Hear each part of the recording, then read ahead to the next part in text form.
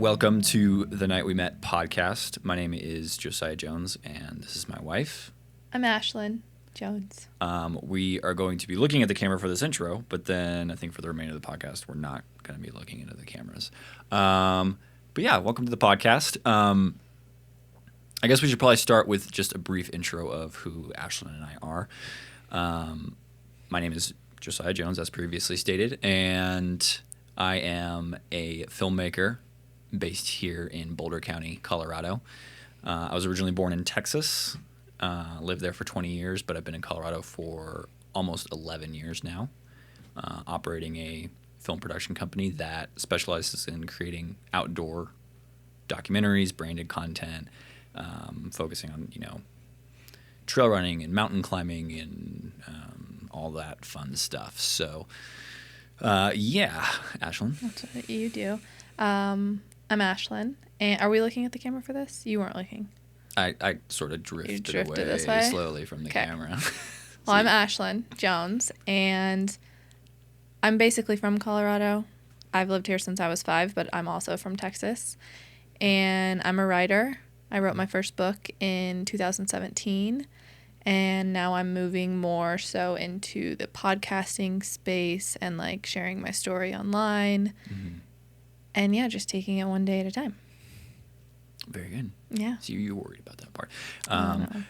We're not super. I'm not super used to being on camera because I'm usually behind the camera and behind the editing screen and creating the things. And so being on camera, there's a little bit of like, we're a little bit like, okay, this is weird, but we'll get used to it and it'll be fine. Yeah. We did take acting class for 3 years. That helped us get over some of our. I would not be able. I feel like maybe subconsciously it's easier for me, even if I'm not taking things from the acting class. It's just like, I still get horrible stage fright, though. Yeah, horrible stage fright. This is easy because we're in our house with just a few cameras, and so it's like we can handle it. No, so to kind of jump into a little bit of context around this podcast, I think what the reason we're starting this is because we certainly had a set of very abnormal circumstances throughout our dating relationship, especially very early in marriage. Had a lot of crisis happen just even weeks after we got married.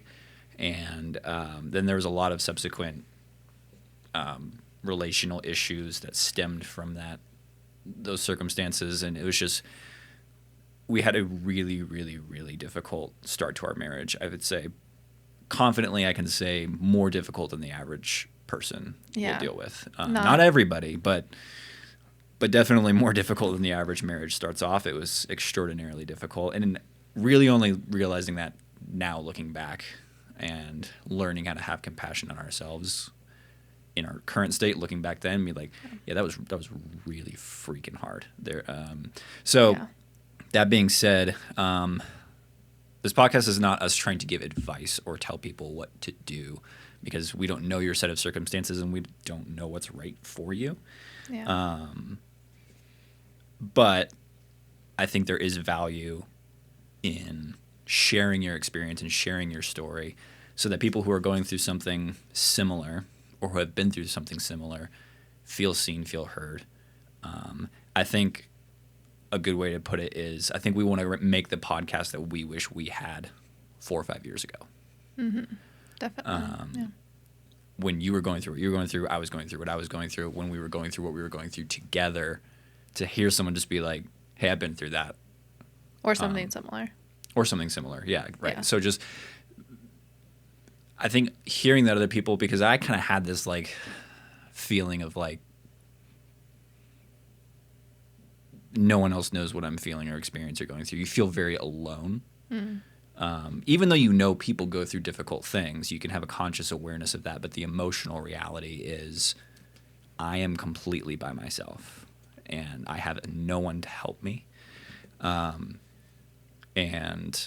I think just being able to hear someone say, hey, we've been through something similar, can be a comfort in a way. And so hopefully, if you listen to our story and listen through this podcast, you'll be able to identify with some of the things in it and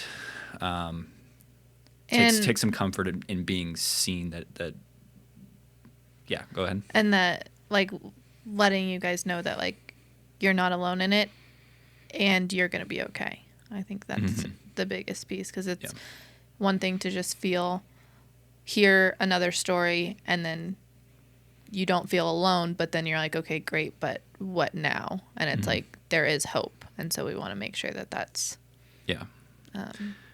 because I think we feel like we've only just recently gotten to a place where we feel at peace and stable. Yeah. Since even pre 2020, because we got married in 2020, so even pre 2020. I mean, even our dating relationship had some drama. But what dating relationship doesn't have drama, you know? But no, ours had unique drama though. It was all related to the things that we've been through, which we'll get into here. So the way we're going to kind of structure, I think, the podcast going forward, this episode is obviously the first episode, so it'll be kind of unique in a way because we need to lay out a lot of context, tell our story, what we learned, and chat about that. But then I think going forward, this episode will keep our story, we'll kind of tell the abridged version of it to kind of give you all the key points. And then in later episodes, we're going to jump back into our story and maybe talk about something specifically, whether it was what we went through while we were dating, the unique challenges in our marriage and it getting married during COVID just being one of those challenges. And whether, you know, we're going to talk about health crisis, relational crisis, just all of the facets of our story. We'll jump back through it and use those as leaping off points to talk about that topic specifically, whether it, being health or marriage or dating or those kinds of things, and talk more in depth about what we went through in that time, where we failed horrifically, what we learned from it, maybe some of the things we did right, and just share that point blank. Anything you want to add to that? I don't think so. I think just what also it isn't is... I don't know how to cough on a podcast. You just cough. Sorry. I think also then just leading into what this podcast isn't is advice on what to do. Say that? I don't know. No. I think I briefly said that, but maybe it's worth reiterating. We are not licensed psychiatrists or professionals in any way, and we are not here telling you how to live your life or what decision to make in a specific situation. Maybe you do find value in deciding to do something similar to what we did, but that may not work for you at all. And so this is not us telling you, because what the heck do we know? We're 31 and 32 years old. Yeah. We're still basically children. No, we're not. We're not children. I'm not claiming that. I'm not a child. Okay. I'm a child of God, but I'm not a child.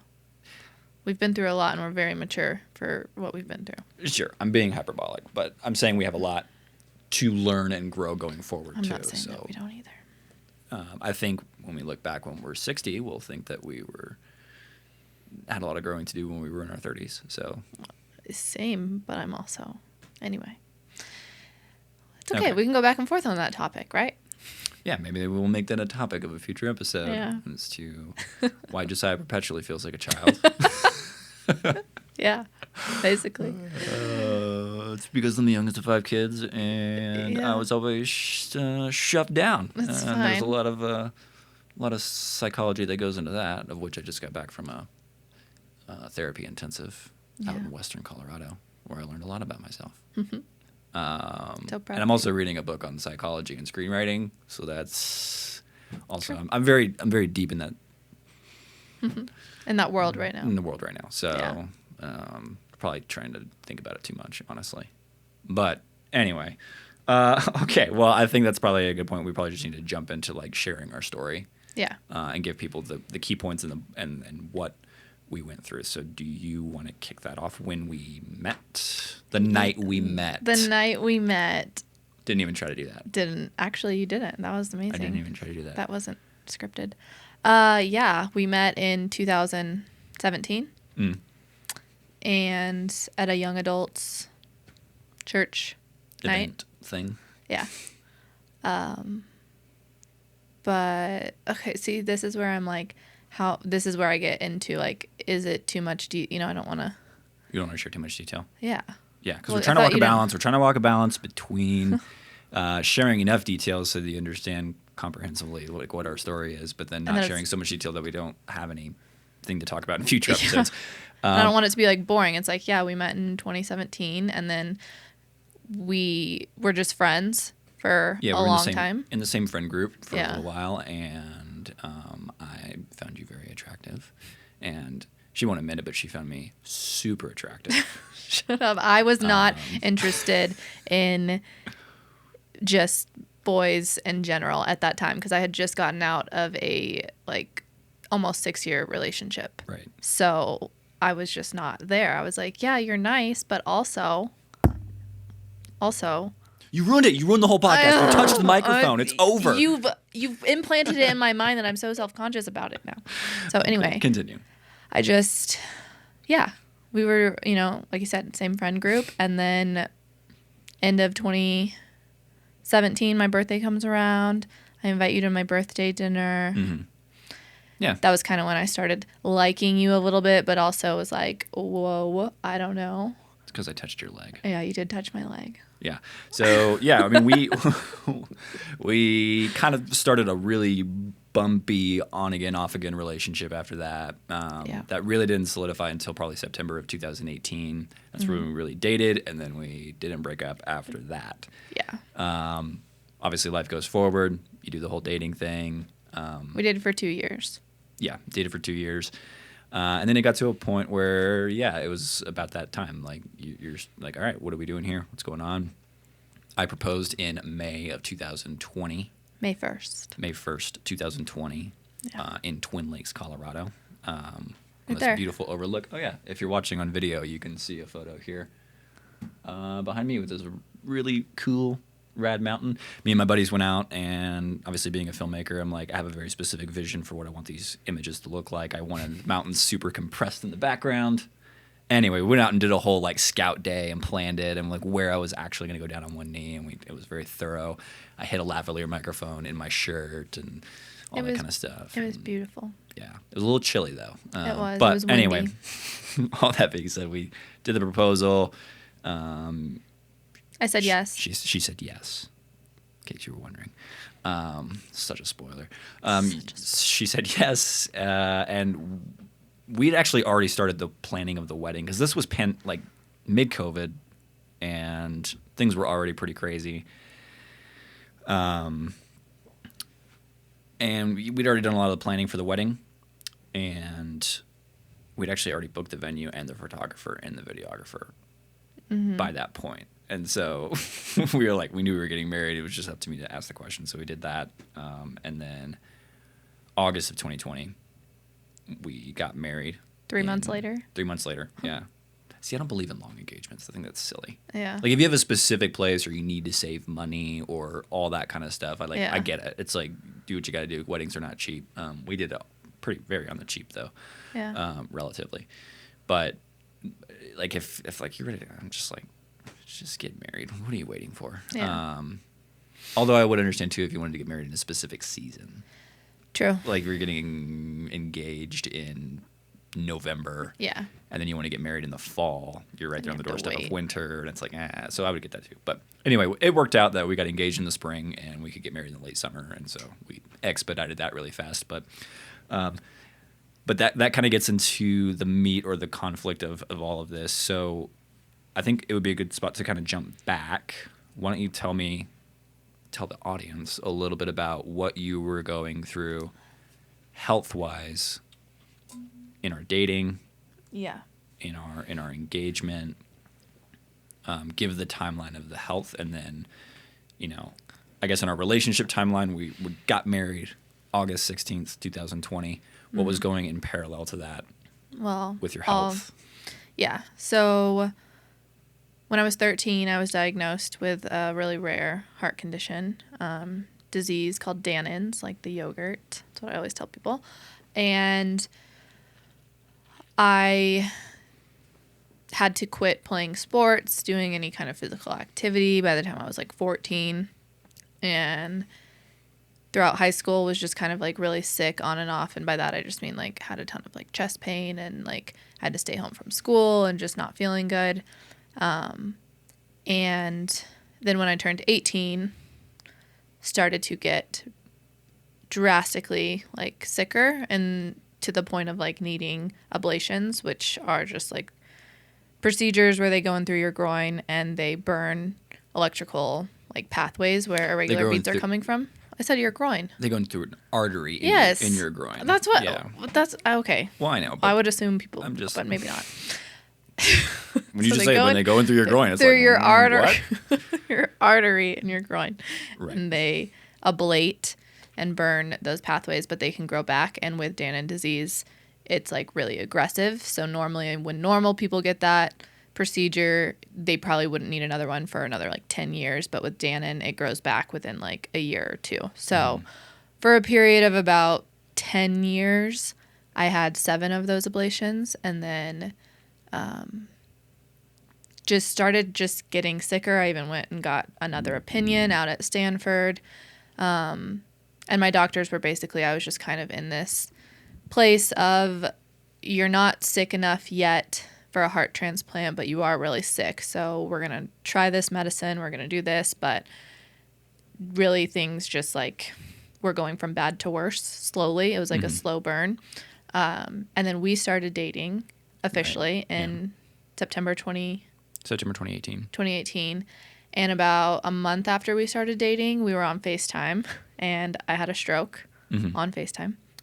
And that was kind of I always say that was the domino that hit that everything else kind of started. Yeah. Right?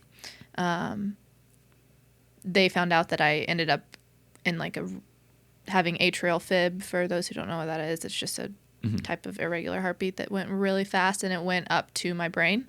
And so like a blood clot went up to my brain. And from there, the 2 years of us dating just included a lot of pain in my heart, literally, just in my chest all the time. And surgeries. And from that. Visits to the hospital, and it was ER trips, us camping. Yeah, just this like in and out of the hospital. One time we were camping down in southern Colorado at the Great Sand Dunes, and she had something going on, and we're in the middle of nowhere and had to drive, 45 minutes to Alamosa, Colorado to take her to the hospital there. And it was, just so things like that, just very like on edge constantly. Like you never know when something's going to happen. Yeah. I had a defibrillator put in, and then it malfunctioned. You're not supposed to get it changed for like 10 years, but it ended up disconnecting, and they had to go in again. And then it ended up going off inappropriately, basically like shocking me as if like I had passed out, but I wasn't. I was wide awake, and I had to have surgery from that. So there's just right, and a little context on that too. Like defibrillator, when you see people like in TVs and movies, like the clear, the shocking thing, that implanted inside of you. Yeah. And just one morning when you're getting ready, that just electrical shock inside of your body that put you on the ground.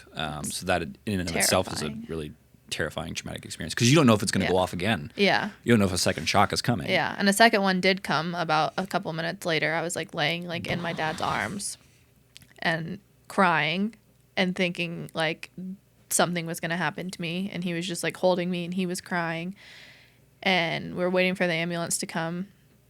And so we just I had a lot of those very traumatic experiences growing up until I was 27.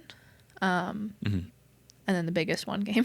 And then we were camping. There had been talks with your doctor after all of these kinds of things going on. It's like things just seem to only be getting progressively worse, happening more frequently and spiraling more and more out of control. And then your doctor brought up, he's like, now may be the time to consider having a heart transplant. Yeah. Well, we got engaged in May, and that wasn't a topic of conversation at all. Right. Just so everyone knows, like my doctors and I think my doctors maybe thought earlier, but that if a transplant was needed, I was in the ballpark of like, oh, it'll be when I'm like 50, something like that. 40s, that's maybe. What most women will experience, yeah. Right? The disease is more aggressive in males. Yeah. Because it has to do with your chromosomes, a lot of genetic stuff that I don't understand, so I'm not going to pretend to try to explain it. But it's more aggressive in males, and so men have a shorter life expectancy. They have more rapidly increasing symptoms earlier in life, whereas women generally it's not as aggressive, and they can. Regress, yeah. Some women actually, like your sister, hasn't really had any issues. Yeah. And she has the same disease as you. Yeah, I'm the youngest of 5 as well, like Josiah, but all of us have the disease except for one of us. My mom has it. It runs like rampant in my family. Right. It's genetic. So, yeah. So, got to the point, got engaged. A month later, I couldn't walk up a flight of stairs without my heart going into an arrhythmia. And I was in so much pain in my chest, just like so much chest pain all the time, and especially like in my heart, that just felt normal to me because I'd lived with it for so long, but I knew it was getting worse. So that's when my doctor was like, okay, I think we should consider this. We were planning a wedding and also going through the transplant process, which was like a 10-day process. We can go into that, later. But it was just a lot at the time. But I knew that, it felt like the time I felt like God kept showing me signs that this is the right way to go. I just didn't know when or how anything was going to play out. So Yeah, so we were camping in Jackson Hole, Wyoming on Yeah. the 4th of July yeah, on this really pretty overlook looking over the Grand Tetons. It was like sunset, campfire was going, and then that's where we weren't married yet, but we were committed to one another at that point, and that's where we decided together. I mean, ultimately you decided because it was your choice, but you were asking me, are you on board for this? Because this is going to be a lot. Yeah. And I don't think I knew what I was signing up for. I think I No. was like, yeah, it's going to be hard. We'll get through it. Ended up being more than we thought, obviously. But that's where we decided, all right, yeah, let's do the heart transplant. So that's July. and Get married in then August. Get married. I was really sick then too, obviously. We'll get into the whole wedding day. Yeah. We'll later get episode. into that. But yeah, it was just like, I mean, you say like, oh, then we got married and oh, it was wonderful, and it was beautiful, but it wasn't like didn't feel beautiful to me in the sense of how I felt physically. I think something that I look back on, the actual like the real world like metaphor for kind of, we got married, right? And it was a beautiful day. Yeah. The weather was really nice. August in Colorado in the mountains is beautiful. However, there were, if anyone knows Colorado and remembers in 2020, we had some of the gnarliest wildfires that were going on. And so the weather was nice, the temperature was nice, all that stuff, but the sun was setting and it was through this wildfire smoke and it was this vibrant orange sunset. So that was kind of like symbolic in a lot of ways of Yeah. like this beautiful thing happening in the middle of this like chaos that was going on in Yeah. our state at the time. And that's kind of what really the relationship, Yeah. the state of where we were, it was like, all right, like Yeah. our state, this is all burning down. I don't know. Yeah. That's my Your brain. brain. Yeah. No, yeah. Drawing metaphors, but It did feel like that. that's really, yeah. I mean, Because we didn't know what was ahead. Like, we didn't know how long. I had been on the list, I think July 8th I got on the list. And, like, I felt in my spirit it wasn't going to be that long. But also I was like, I don't know. Like, it could. So we just got married and then didn't know how long we would be in the in-between, basically. yeah. And then on September 27th, I gone up to an area here in Colorado called Indian Peaks Wilderness Area. Lots of trails, beautiful mountains, all that stuff. Went and climbed this 13,000-foot mountain. I do a lot of mountain climbing. I didn't think I said that. Yeah, you didn't. Colorado, we're outdoorsy. We climb mountains. And so that's one of my favorite things to do is wake up early, get started in the dark, get up above tree line, watch the sunrise from 12, 13, 14,000 feet. And so I was doing that because all was calm at that moment. We'd been married for 5 weeks and it seemed pretty chill. So I woke up at 4 a.m. and drove up into Indian Peaks and went to go climb this mountain called Mount Audubon and got up to the top. It was a wonderful hike, a little cold and windy at the top, came back down. You had called me, said you weren't feeling very good. Yeah. And then I drove home, and then you can take it from there. Yeah. Should I tell, like, the story or should we wait? Tell an abridged. Abridged? Just kind of. Yeah. Well, If you want me that, to, I'm pretty good at condensing information. If you want me, That- but I don't want to talk over you. Yeah, no. I mean, that day was miserable. I was same thing, just in so much pain. at that point I couldn't even get up off the couch. Like it was so bad. And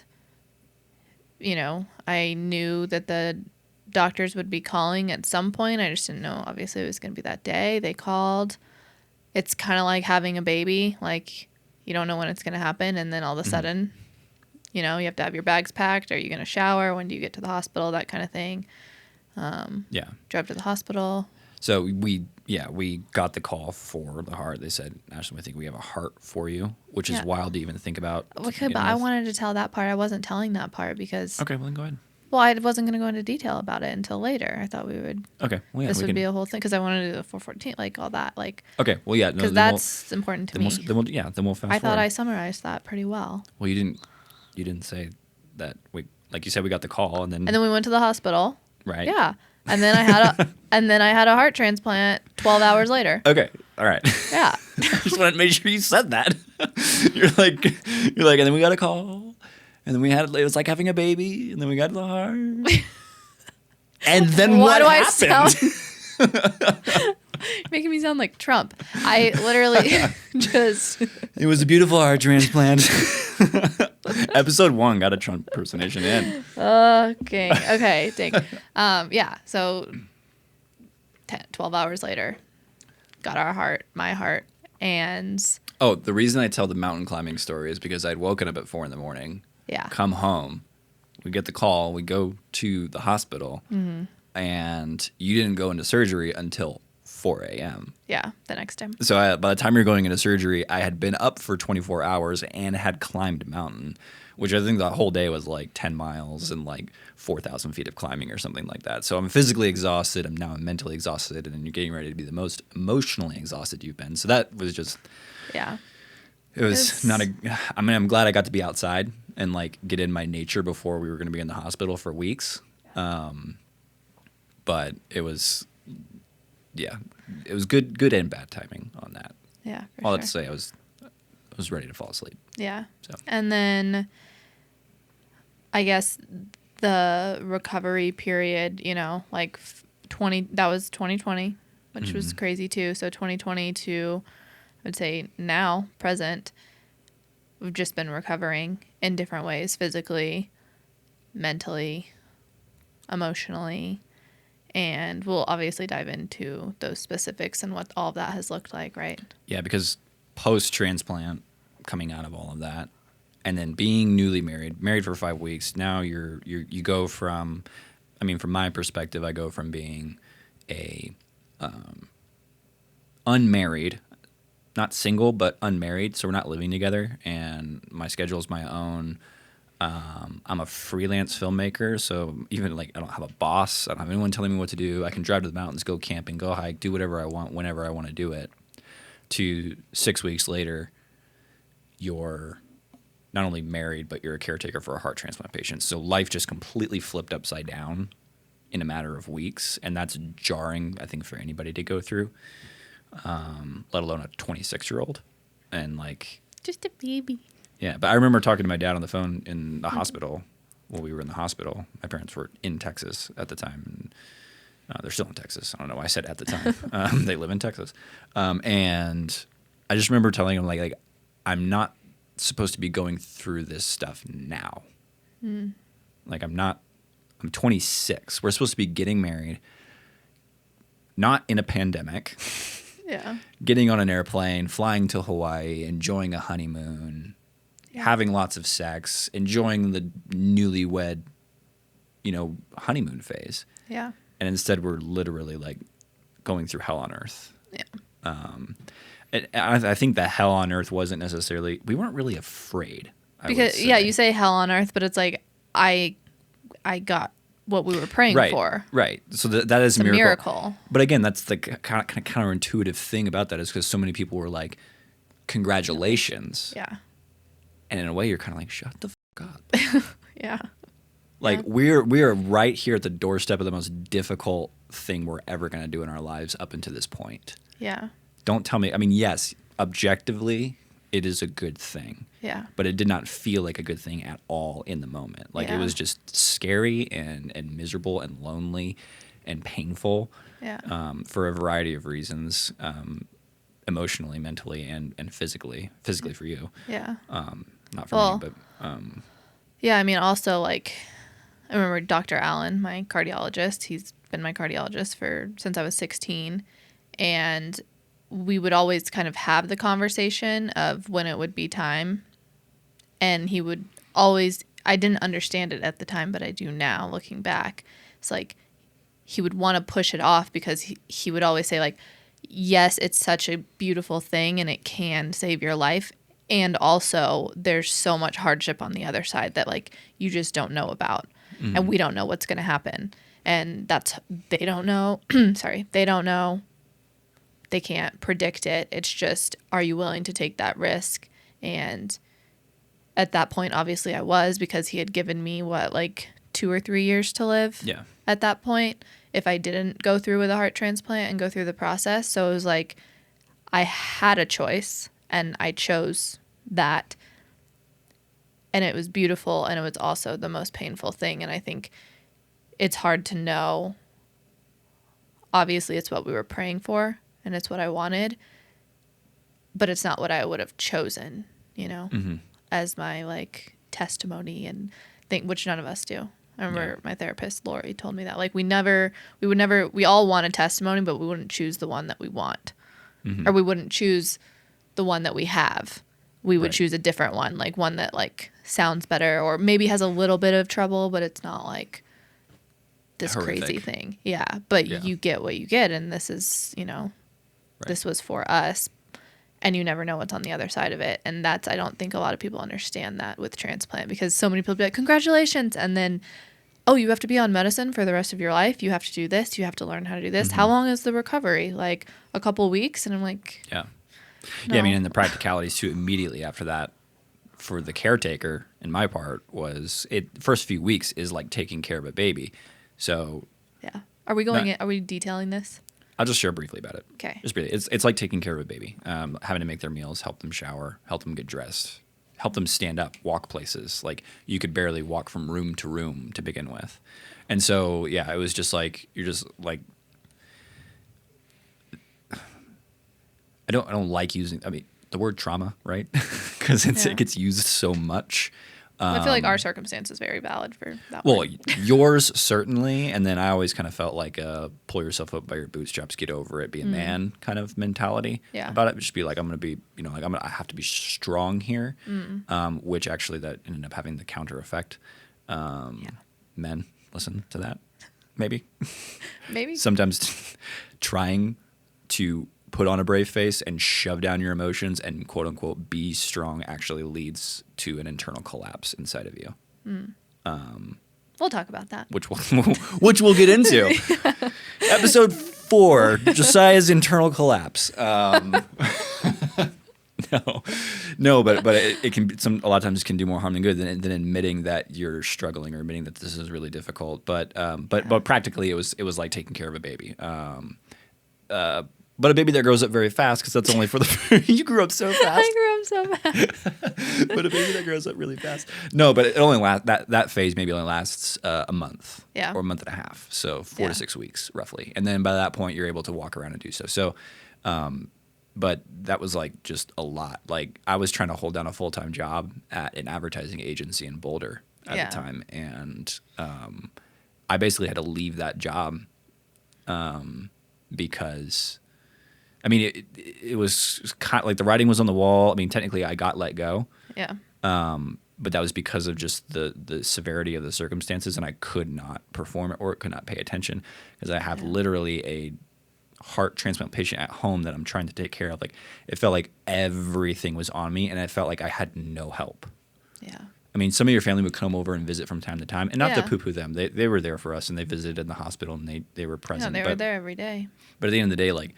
But once we got home. Yeah, no one's waking up at 3 a.m. when you're in agonizing pain and debating whether I'm going to, speed 90 miles an hour down 36 to get you to the hospital. Or just constantly in that on-edge state of what's going on. That.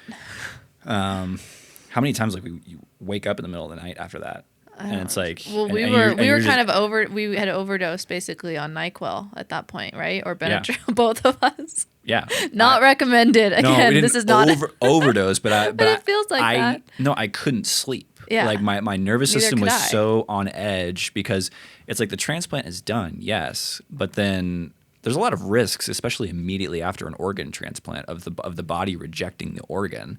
And so you're paying very close attention to your symptoms and what are you feeling? Are you having a fever? Do you have any symptoms of rejection? And so you're listening to all of those things. And so there were lots of times where we had to make mad dashes to the, hospital because I don't know if this is an emergency or not. Yeah.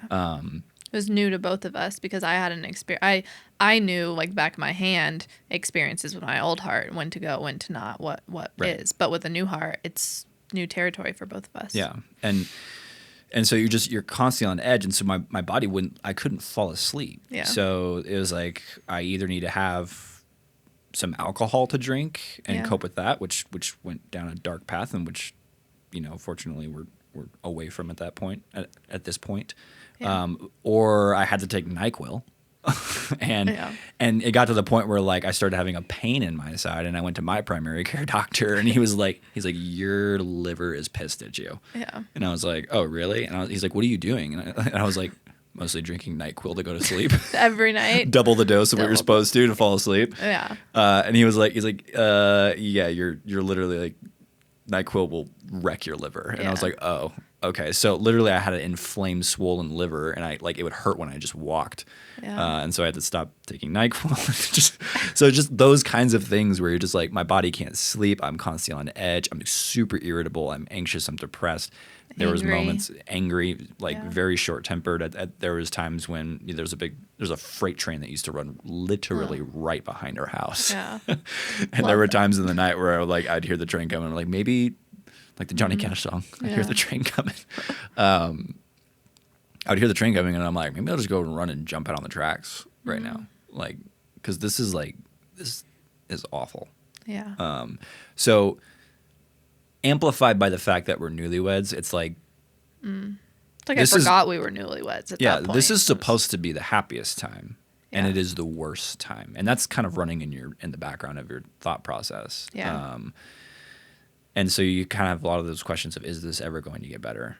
Am I completely alone in this? Is our marriage going to last? Yeah. All of those difficult questions. And it didn't stop for Years. years. Yeah. It wasn't There like, were that produced, we obviously both walked into marriage with our own stuff. with our- everyone does. Yeah. with our own things from childhood and experiences we'd been through. So that plays a role. And then we go through this really intense experience together and we both bring our own coping mechanisms for that difficult thing into this and creates a whole different soup of conflict and difficulty. Yeah. And then you're just like, before you know it, you're like, yeah. Both imploding for different reasons on the inside. Right. And not sure how to move through it because we, like we said in the beginning of this podcast, didn't have anyone to listen to, any kind of direction or guidance. It was just, here's a new heart, here's your new life, go live it. And yeah, so it just took a really long time. I don't know, do you want to go into detail about like more detail on all of that, or just like we went through a crap ton of stuff and we'll get into it? I think that we can save that for a future episode. That's what I'm saying. Yeah. So, that was Well, just like the Yeah. intensity of it. To tease a little bit, like Yeah. we had a lot of questions about our marriage after all of the health things kind of simmered down, and then now you're like coming out of this 2 years after. 2.5 3 years after. Yeah. It's almost like the way I liken it is like The way you liking it. the parallel is like bear with the metaphor. I'm not condoning this. I'm saying it's a metaphor. If you go out to a bar and get absolutely hammered drunk and you end up hooking up with someone and then you wake up the next morning and they're laying next to you and you're like, "Ah!" like, who are you? Uh-huh. Right? That's what I'm saying. It's like we were like drunk on this like intense experience and we didn't have those early years to learn about each other and figure out. We were just so worried about don't die, for you literally. Yeah. And then you wake up 3 years later and things have kind of calmed down and the intense experience has gone away. It's worn off. Yeah. And then you're like looking at the person like, who is this person? Yeah. Who are you? And so we had a lot of questions about, should we even be married? Yeah. And that was its own challenging period, which we'll save for another episode and going forward. But, and then it's only been probably in the last year, I would say, where we've had enough time to catch our breath. Yeah. Had enough time to work on ourselves, do a lot of therapy. A lot. We need to calculate how much money we spent on therapy. Know. Yeah. It's well into the 5 figures, I would bet. And wrestling with finding community and where we're going to live and what we want out of life and all this kind of stuff. And finally it feels like we've gotten to this point where things have settled enough. Yeah. And that's why we feel good enough at a point to start this podcast. It's not because we've arrived. It's because we've gotten to a point where things are not absolutely batshit crazy anymore. Yeah. And we feel like we have some perspective on it, and we feel like it's worth sharing. And so again, going forward with the episodes, though, we're going to be going into more detail about everything that we just shared, and maybe just picking a portion of that story. Be like, what was the heart transplant, the actual day like? Yeah. What was, leading up to the wedding, because there's a lot of unique stresses leading up to that. What was engagement like? What, and we'll use that and be like, and use that as a talking point to talk about that subject matter and get into more detail. We're just giving the abridged version of our story, which has probably gone on for quite a bit now. We always say we're going to keep it short. Yeah. And then it goes on. But like, maybe we just transition to what's going on in life now. I thought you wanted to do what was the most difficult. I think we just did that. Well, no. We just talked about what was so difficult about all what of that. was the most difficult thing for you? No, you're... Okay, well, if I was going to synthesize all of that. Yeah, that's what we... Yeah. Like, just in general, over the last almost... Well, I guess technically, the last 7 years, 2 years of dating, almost 5, Right. What has been the most difficult thing? For you? I'll just say 2 emotions. Yeah. The feeling of powerlessness. What do you mean? Like you can't. This is completely out of. You're helpless.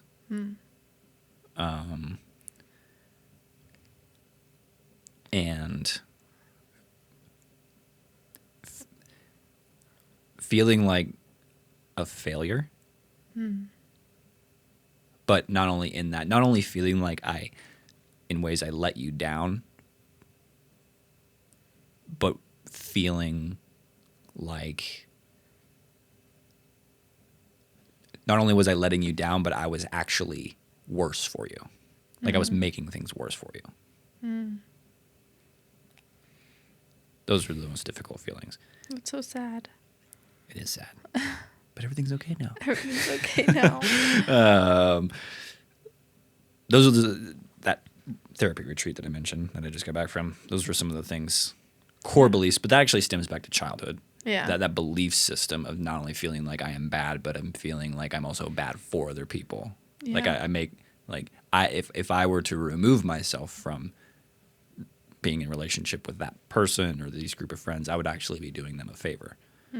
So like I'm not only bad, but I'm bad for people. That can be that's episode 11, Josiah's Psychology. No, but yeah, so those are the most difficult things, and it's just taken a lot of work to get to the point to realize A, that those belief systems are wrong, and B, to actually start believing the inverse. Yeah. So. What about the powerlessness, though? What does that have to do with? Like, where did you feel just feel, powerless? well, I can't perform the heart transplant. I can't make your body heal. Yeah. I don't feel like I can do it. I feel like everything I'm doing is just like a fool's errand. Like, here are your pills, like. Yeah. So, yeah, you just feel like the circumstances, and you're just getting yanked around by what the doctor's saying, what this person says, and what's your body doing, and are you in pain? Do we need to go to the hospital? This, that, you're just like, you're constantly reacting to things, and you don't have any agency to do anything Yeah. Yeah. What about you? I'm trying to figure out how to word this.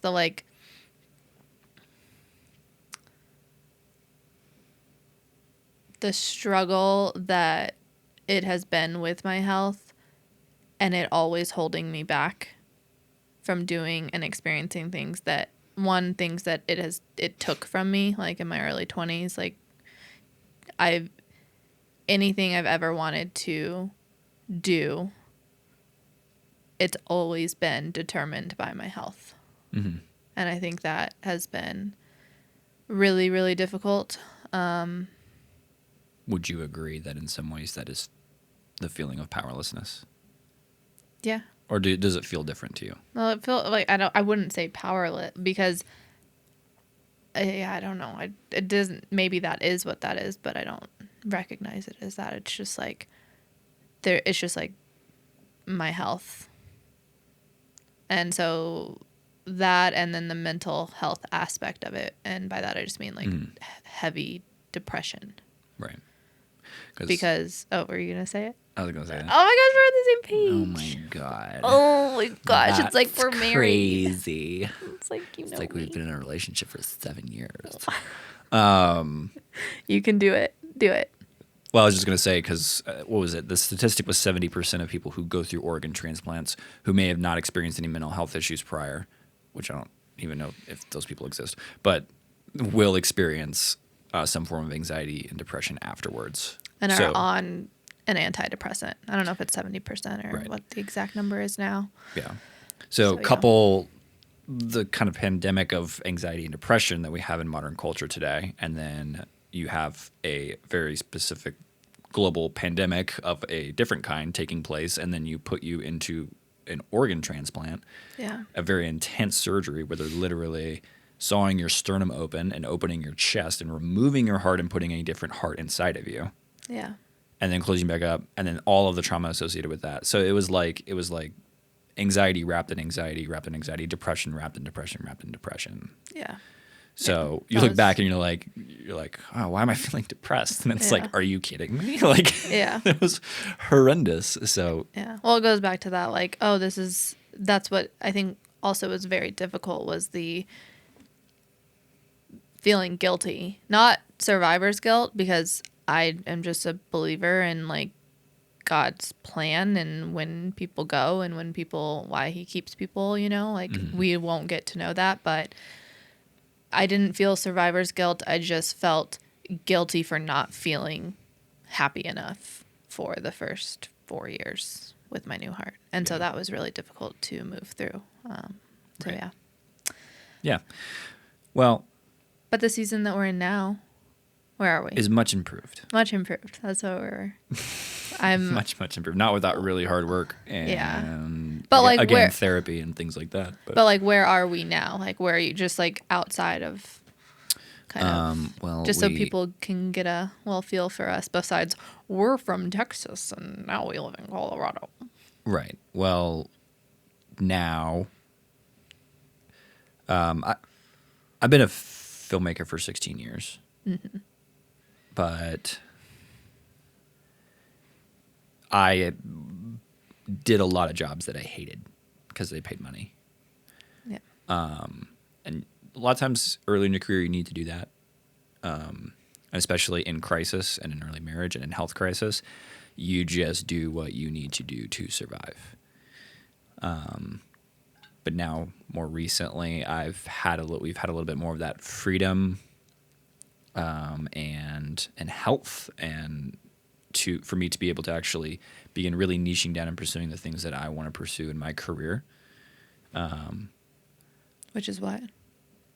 Like I mentioned earlier in the podcast, is documentaries and brand content in the outdoors. Just got done shooting a documentary in France and Iceland for Rab Equipment, which is a UK-based outdoor apparel brand, similar to an Arc'teryx. Done some stuff for Gore-Tex, done some stuff for Arc'teryx, and really just honing in and niching in on that outdoor adventure side of things. And so that's been really fulfilling. I say all that not to like name drop and be like, I work with these cool brands and stuff like that. People listening may not even know what those brands are. Yeah. But I say that to say is like, I didn't think, 4 or 5 years ago, Yeah. I didn't think I'd be getting paid to go to Chamonix, France, and then fly to Reykjavik, Iceland, and run around on glaciers and rappel down into crevasses and do all this like gnarly, super fun stuff. Fun to me, terrifying to some people, but really fun to me. Yeah. Chase around pro athletes, ice climbing, and doing all of this cool stuff and getting paid to like do that and having a ton of creative freedom and like,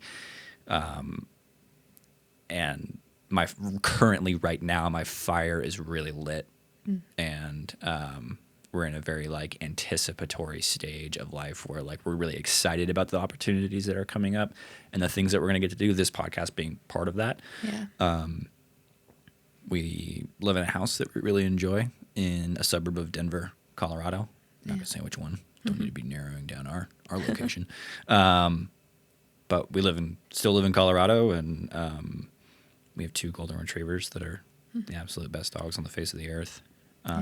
Not to say life still doesn't have its hiccups and its challenges and things that go on and other health issues, because we didn't even talk about your car accident and your hip surgeries. No, we Future didn't. episode. Sorry, teasing that. Major car accident. Major car accident, all that kind of stuff. Those things happen, but that's where we are currently. It's like but for me personally, I'm really excited about the career opportunities coming up. I feel very passionate and driven to make a lot of the dreams come true, not only just in my career in filmmaking, but also like athletically in the mountains and finishing certain climbing and mountain goals. Kind of feel very primed and ready to leap. Like all that stuff that we went through has finally stopped. Yeah. It's like, okay, what do you want to do now? Yeah. So what about you? I feel like I'm like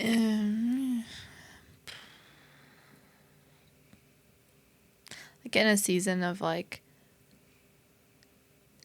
similar to you, but without knowing what I'm doing, which is like everything that we've been through. And I finally feel like I'm in a place where it's like, okay, what's next? But I don't have that fill in the gap with filmmaking because I'm not a filmmaker. So I think I'm just in this space and in this like season of trying new things creatively, sharing my story. I think that's one of the biggest things that I'm passionate about is sharing about my heart and what God's done and how faithful he is. And I'm really passionate about that and telling people about that and giving them hope. And for the last, I can't even remember, since I was like 18, I graduated high school, I've wanted to tell people about how good he is despite how like hard and painful life is. But I'm just in a place where it's like, okay, what medium is it that I use and how do I do it? And what does that look like? And writing a book one day, hopefully. Yeah. Us maybe making a film about it. Yeah. I think you are a storyteller. Yeah.